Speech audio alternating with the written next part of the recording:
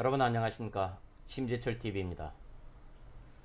자, 이재명 후보가 특검을 조건부로 받겠다라고 말했습니다. 이 워낙 여론이 나쁘다가 보니까 차일피일 지금까지 시간을 끌면서 조건부 수용을 말했는데 진짜로 특검을 받고 싶다는 얘기일까요? 아니면은 말만 그렇게 하면서 차일피일 시간을 끌겠다는 것일까요? 먼저 이재명 후보가 뭐라고 말했는지 한번 들어보겠습니다.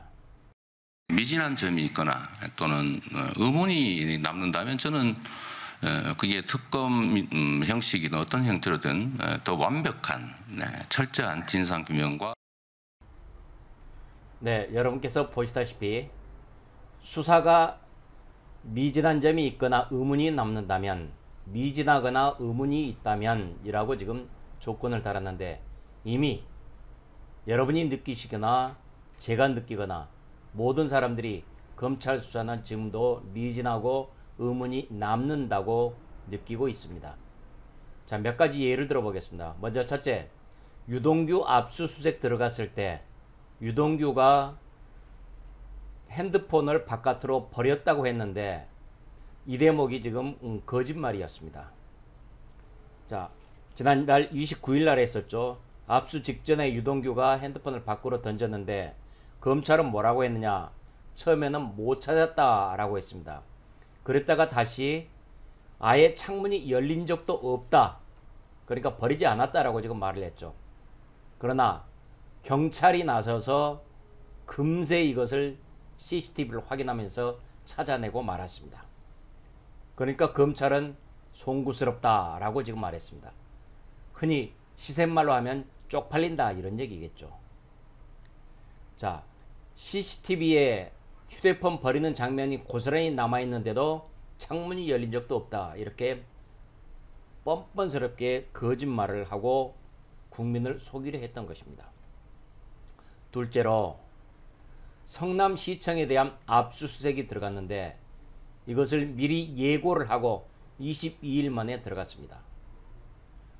대한민국 검찰이 압수수색할 때 이미 미리 예고를 합니까? 그런 압수수색 저는 처음 봤습니다.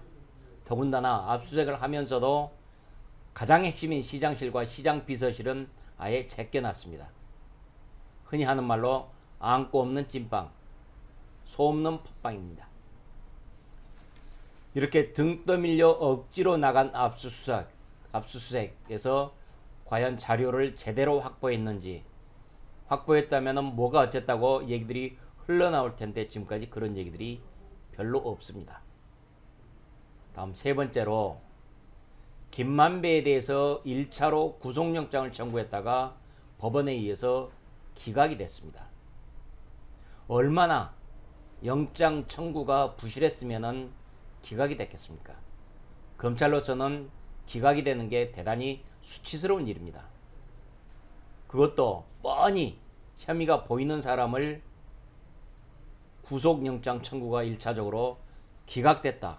이것은 결국 수사가 제대로 되지 않았다라는 이런 얘기죠. 그 다음에 이제 남욱과 함께 여러 명 구속영장 청구할 때 그때는 통과가 됐습니다. 그러나 첫 번째 구속영장 청구에서 이것이 기각됐다는 것은 검찰로서는 매우 수치스러운 일이고 수사 과연 제대로 하고 있나? 국민들이 갸웃거릴 수밖에 없는 것입니다. 나중에 또 이때 이 검찰에서 지금 하고 있는 것 중에 이상한 게 배임에 대한 액수가 지금 조금씩 줄어들고 있습니다. 맨 처음 유동규를 구속할 때 그 구속영장에는 수천억 원의 손해를 끼쳤다라고 지금 얘기를 했는데 김만배에 대해서 첫 번째 기각되던 구속영장을 청구했던 때 처음 구속영장 때는 1,100억이라고 했습니다.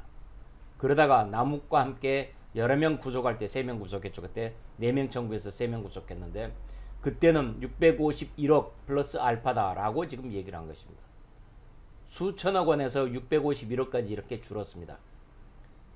배임이라는 것은 임무를 배반했다, 임무를 하지 않았다. 그러니까 마땅히 해야 될, 관리하고 감독해야 되는 것을 제대로 하지 않았다. 상급자가 제대로 하지 않았다라는 것을 지칭하는 것입니다. 그래서 이 배임 혐의로 해서 처음에는 수천억 원에서 651억 원까지 줄어든 것입니다. 왜 이렇게 배임 액수가 줄었을까요? 결국은 이재명한테 불똥이 튀지 않도록 축소한 게 아니냐, 배려를 한 게 아니냐, 이재명 봐주기를 하는 게 아니냐라는 그런 의혹이 들 수밖에 없습니다. 이게 지금 처음에는 이재명이 관리감독을, 유동규를 관리감독 잘못했고 그래서 이런저런 문제들이 터졌다라고 했었는데, 이게 지금 배임 액수가 줄다 보면은 유동규 혼자서 잘못한 것이다, 그리고 김만배가 나쁜 인간이다, 이렇게 지금 혐의를 바꾸는 것입니다. 그래서 수천억 원의 이익을 환수를 하지 못했다라는 데서 유동규 개인이 분양가를 조작해 가지고 사기를 하는 것이다 라고 이렇게 지금 방향을 바꾸려 하는 게 아니냐라는 그런 의심을 사기에 충분합니다. 그리고 이 밖에도 이재명이 선거법 위반으로 대법원까지 갈 때 약 20여 명의 변호사들을 동원한 것으로 알려져 있습니다. 자, 그렇다면 그 변호사비는 어떻게 됐느냐, 누가 됐느냐? 지금 현재 이미 언론 보도에도 나왔고 드러나 있는 것은 S그룹에서 대납한 게 아니냐라는 그런 의혹이 짙습니다. 자, 이런 것들을 과연 어떻게 지금 해낼 것인지, 당시 변호사만 해도 권순일 전 대법관, 박영수 특검, 초호화 진영이었습니다. 이분들의 흘러간 돈들 계좌 추적하면 금세 나옵니다. 그런데 이 단순한 것을 검찰은 뭐 하고 있는 것인지 궁금할 수밖에 없습니다. 이런 것들 때문에 김호수 검찰을 잘 못 믿겠다, 지금 국민들이 이렇게 생각하고 있는 것입니다. 자, 결국 지금의 검찰로는, 김호수 검찰로는 제대로 접근할 수가 없다. 그래서 특검을 해야만 한다라는 그런 얘기입니다. 지금 왜 그러면은 김호수 검찰을 못 믿겠느냐라는 얘기인데, 이 문재인 대통령이 김호수를 감사원의 감사위원으로 추천을 했습니다.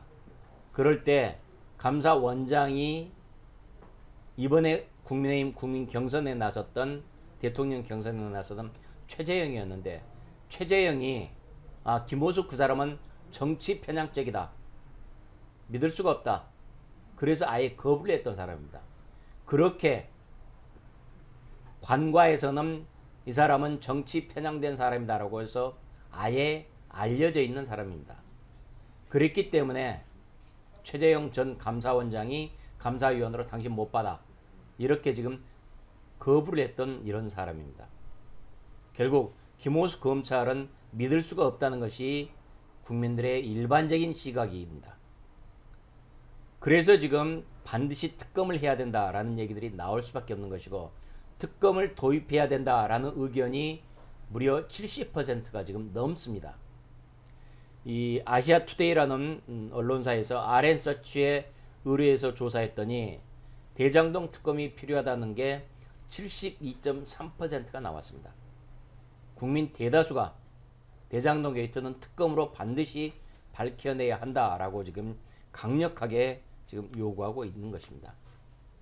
자, 이 특검, 이재명 후보가 조건부로 특검을 수용하겠다라고 말했는데, 더불어민주당의 윤호중 원내대표도 특검에 대해서 이전과는 다른 말을 하기 시작했습니다. 뭐라고 말을 했는지 한번 들어보시겠습니다. 검찰 수사가 미진해서 이 특검을 도입해야 한다라고 하면 여야 간의 이 협의를 통해서 특검법 협상을 하겠습니다.